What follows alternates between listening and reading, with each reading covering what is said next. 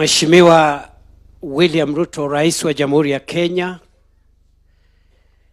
viongozi wote ambao wamefika hapa siku ya leo, wananchi, nachukua nafasi hii kwanza kukushukuru Rais kwa kutualika hapa kwa sababu ya hafla ya leo ambao ni hafla ya kutathmini jinsi Mungu ametuwezesha kama taifa mwaka huu ambao tunauaga leo usiku, mwaka wa 2025.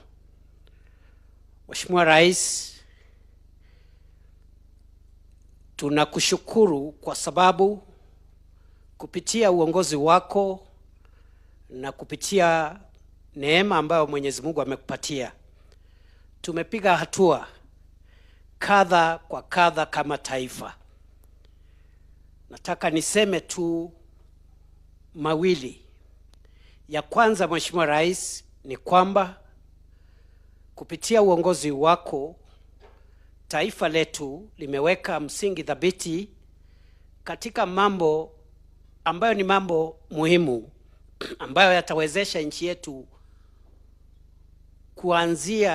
kuanzisha safari ya kuingia katika himaya mpya ambayo ni himaya ya nchi ambazo zimeendelea.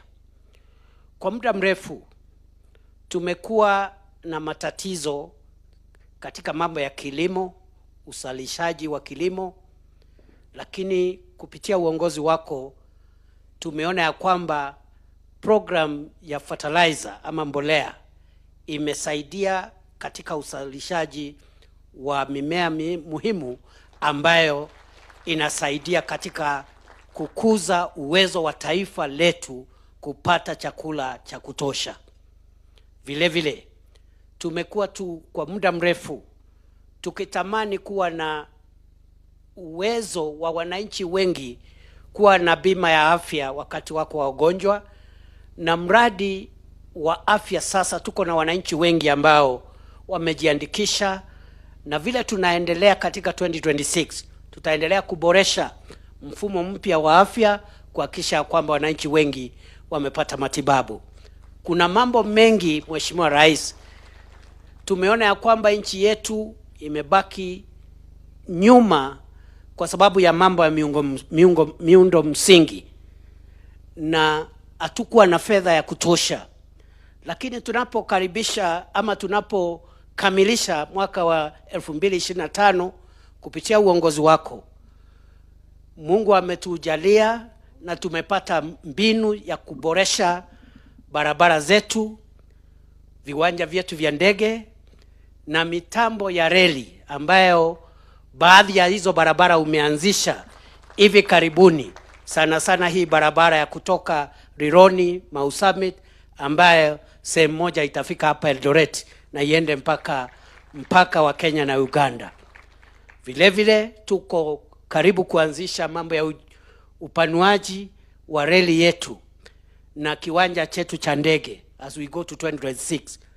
So Mr. President, our country's foundational development priorities are now in place, and 2026 can only be better in terms of accelerating and building on the foundation that you have provided for us now that the fundamentals are in place. Mheshimiwa Rais, kwa hivyo wakati tuko hapa ni lazima vile vile tukumbuke ya kwamba wakati huu wa mwisho wa mwaka, mimi sikumbuki ni siku gani taifa letu limekuwa na umoja ambao sasa uko katika taifa letu. For a long time we have been a bitterly divided nation, but as we close this year, you can see the discussions that are happening in the political place today, in the political space, are discussions about which party and which program one side supports. And I want to thank you. And the greatest gift you've given us as our leader, Mr. President, in 2025, is the crossing of ranks between us who were on your side in 2022 and your political opponents who were in Azimio la Umoja, because now Kenya has a broader political space, and that has helped us to forge national unity and even to heavy lift some of the difficult development programs that have always been difficult to uplift because of a divisive political rhetoric. The housing program, the health program would not have been possible without the support of our brothers and sisters who have joined us to form the broad-based administration which you lead.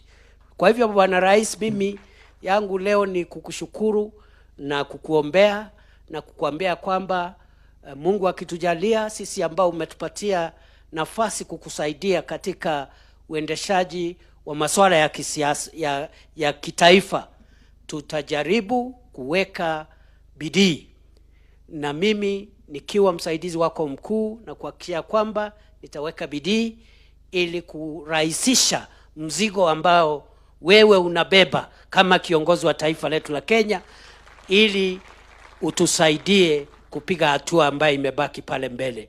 And therefore, Mr. President, I am a grateful Kenyan today, and I am a grateful Deputy President, because I have seen our country make important strides in the last few years, and especially in 2025.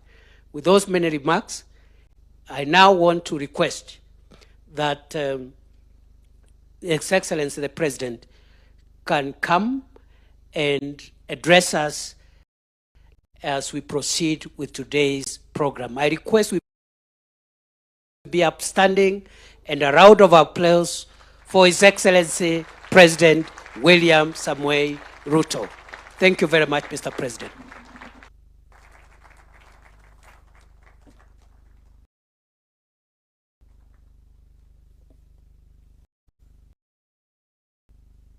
Thank you very much, Mr. Deputy President. Please, let's take our seats.